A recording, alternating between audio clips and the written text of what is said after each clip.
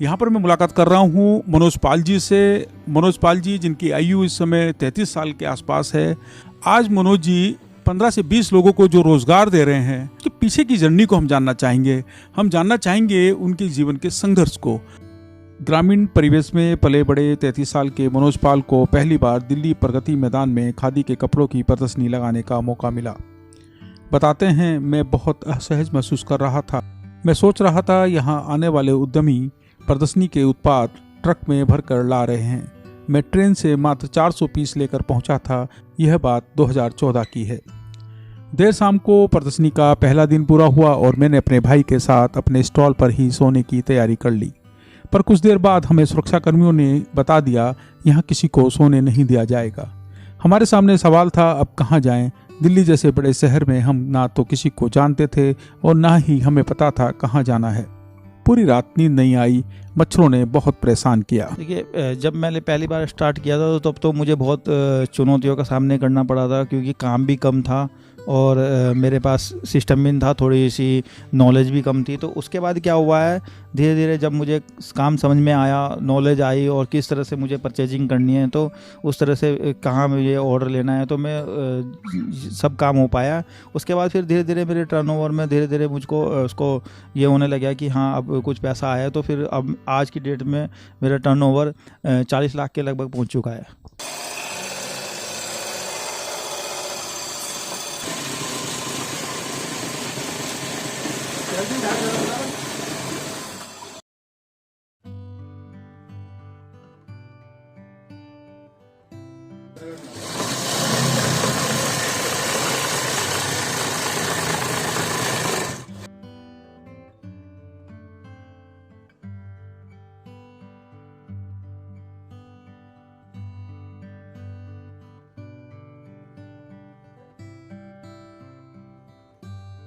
मनोज जी, मैं जानना चाहूँगा कि संक्षेप में बताइएगा कि आपकी जो जर्नी है वो आपने कैसे स्टार्ट किया और क्या क्या दिक्कतें आपके सामने आती रही? सर, मेरी स्टार्टिंग शुरू से ऐसी रही कि बचपन में पापा की खुद की शॉप थी टेलरिंग की, तो उनके साथ ही मैं उनके शॉप में जाता था। तो पढ़ाई भी करता था साथ साथ। तो उन्होंने बोला कि थोड़ा सा आजा दुकान में आना शुरू कर दो। तो मैं थोड़ा कोशिश की, तो मैं वहाँ से ही मेरी जर्नी स्टार्ट हुई है और उनसे मैं वहीं से ये चीज़ें सीख पाया हूँ। सिलाई वगैरह मैंने वहीं से सीखी अपनी पूरी। इसके बाद जब मैं 12th की, 12th करने के बाद फिर मैंने इच्छा जाहिर की पापा से कि मुझे कोर्स करना है फैशन डिज़ाइनिंग का। तो फिर मैं फैशन डिज़ाइनिंग का कोर्स करने गया, फैशन डिज़ाइनिंग का कोर्स कंप्लीट किया, क्योंकि मेरा इंटरेस्ट इसी चीज़ में था। और मैंने ये चीज़ देखा कि जिस चीज़ में मेरी नॉलेज थी, तो मैंने कहा इसको ही क्यों ना और आगे बढ़ाया जाए इस नॉलेज को ही। तो मैंने उसी मकसद से फिर मैंने फैशन डिज़ाइनिंग का कोर्स करने के बाद फिर मैं कई कंपनियों में काम किया है और कई कंपनियों में काम करने के बाद वहाँ से बहुत नॉलेज मिली है और उस तरीके से फिर हमने कोशिश की है कि हम अपना काम करें। मनोज जी, आपने जो अपना उद्यम स्टार्ट किया वो किस वर्ष में स्टार्ट किया और उस समय आपको जो सहायता मिली थी वो कहाँ से मिली थी? सर, मैंने अब जो अपना उद्यम 12-13 में स्टार्ट किया था और मुझे पैसे की थोड़ी सी प्रॉब्लम थी। तो उस समय फिर मेरा संपर्क खादी के कुछ अधिकारियों से, तो उन्होंने मेरी हेल्प की, क्योंकि मैं खादी ग्राम उद्योग आयोग से मैंने लोन के लिए अप्लाई किया। तो मैं वहाँ से मुझे लोन मिल पाया और वहाँ से मैंने लोन लेके अपने काम को आगे बढ़ाया। आज जब आप सफलता की ओर हैं, पहले वाले मनोज पाल में और आज के मनोज पाल में कितना अंतर देखते हैं? देखिए, वैसा अंतर तो कुछ नहीं है, क्योंकि हम काम कर रहे हैं और मेरा मकसद अभी पूरा नहीं हुआ है। क्योंकि जो हम काम कर रहे हैं, तो मैं चाहता हूं कि यहाँ पर जो और भी लोग हैं वो भी मेरे से जुड़ें और यहाँ पर अपने रोज़गार के साधनों को बढ़ाएं। और एक चीज़ मैं और ये चीज़ आपके माध्यम से बोलना चाहता हूँ, क्योंकि इस क्षेत्र में देखो, कुछ लोग सोचते हैं कि सिलाई का काम ठीक नहीं है और इसको हम नहीं सीखते। तो मैं ये कहना चाहता हूँ कि कपड़ों की तो हमेशा ज़रूरत रही है, पर हमारे यहाँ क्या देखा है कि बाहर से सामान सब आ रहा है। और क्यों ना अगर हमारे क्षेत्र में ही सब चीज़ बने और यहीं के लोगों को हर चीज़ मार्केट जैसी प्रोवाइड हो जाए, तो उससे बेटर कुछ नहीं होगा। तो मैं सबसे अपील करना चाहूँगा, जो कहते हैं कि रोज़गार की कमी है, काम की कमी है, वैसे काम की तो कोई कमी नहीं है। सिर्फ एक सीखने की कमी है। मैंने देखा इस काम को कोई सीखना कोई चाहता नहीं है। तो मैं चाहता हूँ, ये आपके माध्यम से एक अपील करना चाहता हूँ कि लोग आए और इस काम को सीखें। जो युवा लड़के हैं वो इस काम को सीखें। पढ़ाई इसमें प्लस पॉइंट ये है कि पढ़ाई के साथ साथ भी आप इस काम को सीख सकते हो। तो अभी आप पढ़ाई भी कर रहे हैं जी, क्या पढ़ रहे हैं आजकल? बीए कर रहे हैं कहाँ से? यहीं लाल ढंग से। लाल धाम से पढ़ाई कर रहे हैं। तो पढ़ाई कैसे आप इसको मैनेज कर पाते हैं? काम भी कर रहे हैं, पढ़ाई भी कर रहे हैं, कैसे कर पाते हैं इसको? जी, थोड़ा समय निकालना पड़ता है, उसके हिसाब से काम की जगह होता है, पढ़ाई की जगह होती है, इस वजह से कुछ ना कुछ तो करना पड़ता है। तो बीए में क्या सब्जेक्ट है आपके पास? बीए में इंग्लिश है, ज्योग्राफी है, हिस्ट्री है। तो आपके पास तो तीनों सब्जेक्ट बड़े नायाब सब्जेक्ट हैं और बहुत अच्छे हैं, और इसमें बहुत मेहनत की जरूरत भी है। तो पढ़ाई भी करते हैं घर पर जाकर? जी बिल्कुल, करने के लिए। तो बीए का कौन सा ईयर है आपका? अभी तो फर्स्ट ईयर ही है। फर्स्ट ईयर कर रहे हैं। कितनी पेंट आप एक दिन में बना देते हैं? बना देते हैं 20-25 पेंट। अगर मैं आय पे बात करूं, इनकम पर बात करूं, तो कितनी इनकम आपको अगर औसतन हो जाती है महीने भर की? अगर मैं बात करूं महीने भर की तो यही होती है 12-14 हज़ार 15 हज़ार तक हो जाती है। तो इसमें आप परिवार को भी मदद करते हैं? जी हाँ, करते हैं। और फिर आप देख सकते हो आपने किस तरह से इस काम को आगे बढ़ाना है। तो मैं ये अपील करना चाहता हूँ सभी लोगों से कि आए, जो यंग युवा लोग हैं, पढ़ाई करने वाले लोग भी हैं, वो भी जुड़े हैं, वो भी काम सीखें।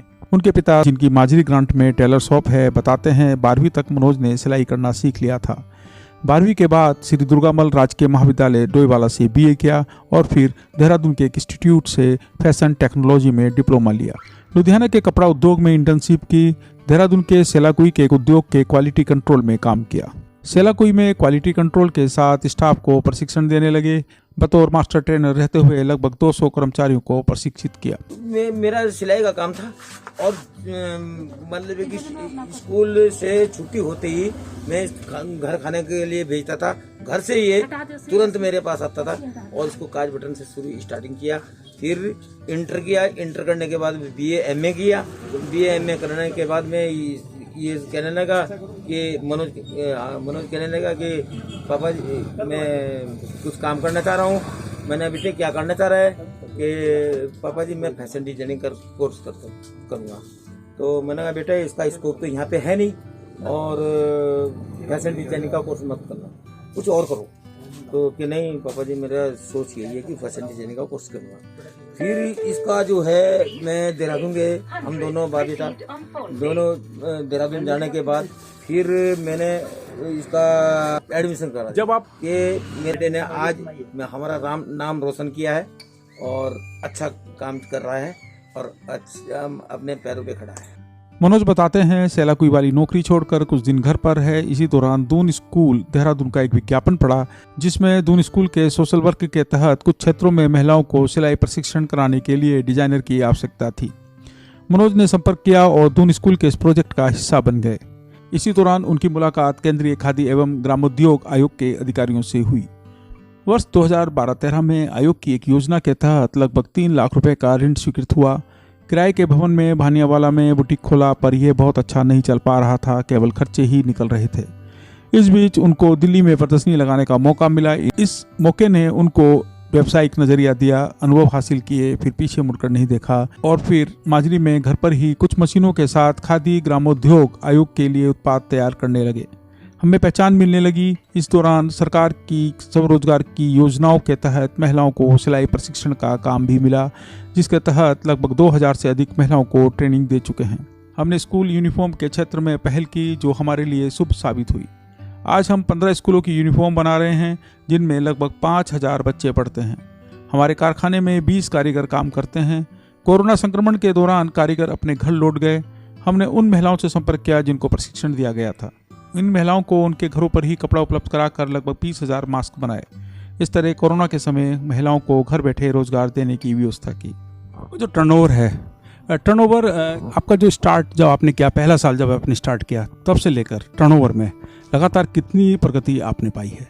देखिए, जब मैंने पहली बार स्टार्ट किया था तब तो मुझे बहुत चुनौतियों का सामना करना पड़ा था, क्योंकि काम भी कम था और मेरे पास सिस्टम भी नहीं था, थोड़ी सी नॉलेज भी कम थी। तो उसके बाद क्या हुआ है, धीरे धीरे जब मुझे काम समझ में आया, नॉलेज आई और किस तरह से मुझे परचेजिंग करनी है, तो उस तरह से कहाँ मुझे ऑर्डर लेना है, तो मैं सब काम हो पाया। उसके बाद फिर धीरे धीरे मेरे टर्नओवर में धीरे धीरे मुझको उसको ये होने लगा कि हाँ अब कुछ पैसा आया। तो फिर अब आज की डेट में मेरा टर्नओवर 40 लाख के लगभग पहुँच चुका है। वो 5 साल में आपका टर्नओवर 40 लाख के आसपास पहुंचा है। ये एक प्रगति दिखती है, एक सफलता दिखती है, लेकिन सफलता के पीछे बहुत सारे ऐसे किस्से होंगे जो आप बताना चाहेंगे। वो संघर्ष से भरे हुए किस्से होंगे, वो चुनौती से भरे हुए किस्से होंगे। जी सर, संघर्ष तो क्योंकि जब ये काम सोचा था, मैं जब गांव में आया था तो देखा कि यहाँ पर क्या काम करना है और किस तरह से करना है। जब मैं सोच रहा था काम करना है तो मुझे वैसा समझ में नहीं आ रहा था कि यहाँ पर क्या काम चलेगा। तो मैंने फिर स्टार्टिंग किया, तो ड्रेस में मैं स्कूल्स में संपर्क किए, तो मुझे दिखा कि यहाँ स्कूल्स में ड्रेस का काम करना चाहिए। तो मैंने संपर्क किया, तो ये काम तब मेरे समझ में आया कि ड्रेस का काम करना चाहिए। तो फिर मैंने इस काम को लगातार कर रहा हूँ आज तक। और संघर्ष की बात करें तो इसमें संघर्ष तो इसमें बहुत दिखता है, क्योंकि सबको जब ये काम दिखता है कि हाँ होते हुए काम दिखता है तो आसान लगता है, पर लेकिन ऐसा कुछ नहीं होता है। क्योंकि सबसे बड़ी बात इसके अंदर ये है कि गांव के अंदर काम करना है, और हमने गांव के अंदर काम किया है। क्योंकि मोस्टली लोग तो बाहर काम करते हैं, पर लेकिन हमने अपने ही गांव में काम किया है। तो इसमें संघर्ष तो ये बहुत रहा है कि जब हम सब कभी परचेजिंग करने जाते थे, सामान खरीदने जाते हैं, या मैंने कई जगह प्रदर्शनी लगाई। तो एक मैं अपनी प्रदर्शनी का जिक्र इसलिए करना चाह रहा हूँ क्योंकि वो मुझे हमेशा ही लगता है, मेरे मन में आती है बात कि जब मैं पहली बार इंटरनेशनल ट्रेड फेयर में प्रदर्शनी में प्रतिभाग करने गया था, तो मैंने वहाँ पर प्रतिभाग किया। पर लेकिन मैं जब वहाँ गया तो वहाँ देखा कि बहुत अच्छे लोग काम वहाँ पर सामान अपना लेके आ रखे हैं, और हमारी खुद की मैन्युफैक्चरिंग थी। मैंने अपना सामान वहाँ पर लगाया, और उसके बाद क्या हुआ कि वहाँ पर मुझे ये नहीं पता था कि दुकान में ही रहना है रात को, या अपनी जगह लेके कहीं किराए में रहना है। तो मैं वहाँ रात को वहीं रुक गया। तो गार्ड ने जब बाहर कर दिया तो फिर मैंने वहीं ग्राउंड में ही पूरी रात गुजारी है। मेरे भाई थे मेरे साथ में, मैं था। तो उस दिन बहुत वैसा लगा, क्योंकि पता नहीं था कि कैसे रहना है, कैसे क्या करना है। तो वो किस्सा पूरी रात ऐसा था कि ग्राउंड में पड़ा हुआ सोच रहा था कैसे काम कर रहा हूँ, क्या कर रहा हूँ। इससे बढ़िया तो मैं जब अपनी जॉब में था, वहाँ सारी सब चीज़ फैसिलिटी थी। क्योंकि जब अपना काम करते हैं तो कोई उस तरीके से फैसिलिटी नहीं मिलती है जब कहीं अच्छी जगह से काम में छोड़ के आते हैं। तो क्योंकि हम पहले कंपनी में काम करते थे, कंपनी में सारी सुविधाएं थी, सब चीज़ था। तो वो बहुत वैसा किस्सा था, पूरी रात ऐसे ही गुजारनी पड़ी थी उस समय में। रात भर आप मच्छर काटते रहे और आप रात गुजारते रहे, इसी तरह का किस्सा था आपकी जिंदगी? दिल्ली में तो देखिए, जब भी जाते हैं दिल्ली में तो मच्छरों से तो सामना हो ही जाता है, क्योंकि तो इस वजह से वहाँ पूरी रात भर ग्राउंड खुला भी था, तो मच्छर थे, तो पूरी रात भर मच्छरों से ही खाया वहाँ पर।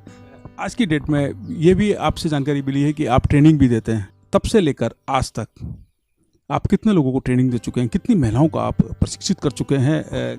मैं इसमें कई महिलाओं को ट्रेनिंग दे चुका हूँ, क्योंकि मेरी फर्स्ट जब बाद में मेरी जॉब लगी थी तो मेरी बात हुई थी, तो गवर्नमेंट की तरफ से प्रोग्राम हो रहे थे। तो उस गवर्नमेंट के प्रोग्राम में मुझे पार्टिसिपेट करने का मौका मिला।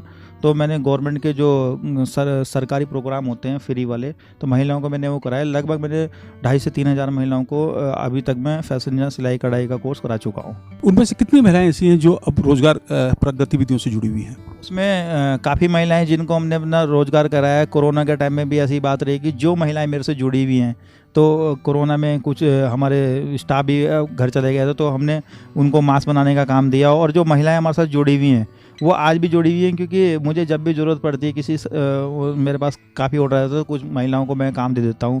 अभी भी हमारे यहाँ काम चल रहा है, तो हमने उनको काम दे रखा है उनके अकॉर्डिंग। और महिलाओं ने क्या किया है, मेरे साथ जुड़ के यहाँ से काम सीख के अपने बुटीक भी खोल दी है कई महिलाओं ने। ये भी मेरे लिए एक बड़ी बात है कि वो काम कर रहे हैं और जुड़े हुए हैं, और उन्होंने बुटीक चला रहे हैं, और बहुत अच्छा बुटीक चला रहे हैं सभी। एक दिन में आप कितने कांच बना लेते हैं? जितनी शर्टें होती है उतनी कर लेते हैं। लगभग फिर भी हो जाए लगभग 80-90।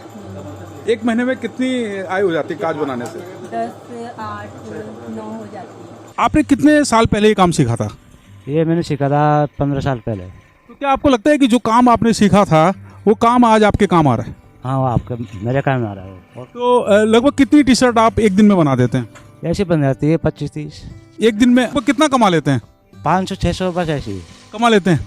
तो लगता है कि आपको हर व्यक्ति को कुछ ना कुछ सीखना चाहिए। हाँ, हर व्यक्ति को सीखना चाहिए। देखो अपने वो पास हुनर होगा तो जब तो कामयाब होगा, नहीं तो ऐसा तो होने का नहीं, वैसे घर पड़ा रहेगा। लोग कहते हैं कि बेरोजगारी है, क्या आपको लगता है कि वाकई बेरोजगारी है? हाँ, बेरोजगारी तो ही है, जब घर पे काम ही नहीं वेज को तो है ही है। तो सीखना चाहिए, अगर काम सीखेगा तो बेरोजगारी रहेगी। हाँ, काम तो सीखना चाहिए, वैसे हर बंदे को काम सीखना चाहिए। ऐसे नहीं है इनको, देखो घर पर भी कुछ नहीं है, खाने पीने को भी काम करेगा जब भी खाएगा, नहीं तो ऐसे नहीं खाएगा। देखिए सर, मैंने उस समय 3 लाख इन्वेस्ट किए थे, फिर धीरे धीरे करके जितना मैं हर साल कमा जाता हूँ उसमें से 1-2 मशीन 2-3 मशीन हमेशा ही खरीद लेता हूँ, कभी कुछ खरीद लेता हूँ। तो इस तरह से मेरा धीरे धीरे करके सर ये थोड़ा बढ़ता जा रहा है। अब मैं कोशिश करूँगा कि इसको और आगे काफ़ी बड़े स्तर पर लेके जाऊँ। 2012-13 में जब आपने लोन लिया 3 लाख रुपया, उसके बाद से उसी पैसे को आप आगे बढ़ाते रहे? जब मैंने 12-13 में लोन लिया था तो उसी मेरे पास पैसा तो था नहीं, तो उसी पैसे से मैंने काम किया। उसी को धीरे धीरे करके कहीं मुझे नुकसान भी हुआ है, ऐसा नहीं है कि हर बार फ़ायदा हो जाता है काम करने में, तो नुकसान भी हो जाता है। तो नुकसान की वजह से अप डाउन चलता रहता था। तो इस वजह से धीरे धीरे करके बहुत मुश्किलों से ये यहाँ तक पहुँच पाए हैं आज। अगर हम कहें कि 2-3 लाख रुपए से शुरू की गई एक जर्नी, बिजनेस की एक जर्नी, वो आज 40 लाख के टर्नओवर पे पहुंच गई है। सर बस यही है सर कि इसलिए मानते हैं क्योंकि इतने साल का संघर्ष हो गया, और अब यहाँ लोकल लोग जो भी अब मुझसे जुड़ रहे हैं सभी मेरी सपोर्ट कर रहे हैं। पहले मुझे यहाँ पर काम लेने में भी प्रॉब्लम होती थी, जैसे जैसे लोगों को अब पता चल रहा है कि ये भी एक लड़का यहाँ पर हमारे क्षेत्र का काम कर रहा है, तो सभी अब कोई ये नहीं कहता है कि हाँ अब ये लड़का काम नहीं कर पाएगा। अब सभी बोलते हैं कि हाँ काम कर सकता है और हो सकता है काम। कितने स्कूलों का बिजनेस संभालते हैं? मेरे पास 15 स्कूल का काम है, और यहाँ पर लोकल जो लाल तपड़ में फैक्ट्री हैं उनका भी मेरे पास काम है। तो अब लोकल का काम बहुत आने लग गया। पहले शुरुआत मेरी सारी बाहर से ही हुई थी, बाहर देहरादून से मैंने खादी का काम लिया। खादी का मैंने बहुत प्रोडक्ट बनाए और खादी में मेरी सप्लाई काफ़ी जाती रहती थी और अभी भी जाती रहती है। मेरे पास इस क्षेत्र में लगभग 5000 बच्चों का स्कूल ड्रेस का मेरे पास काम है, टोटल सभी स्कूलों को मिला के। आगे की क्या प्लानिंग है? आगे की मेरी प्लानिंग है कि मैं इस काम को और आगे और बढ़ाऊं, और अपना यहाँ पर जितना हो सके उतना रोज़गार बढ़ा सकूं यहाँ पर लोगों के लिए, और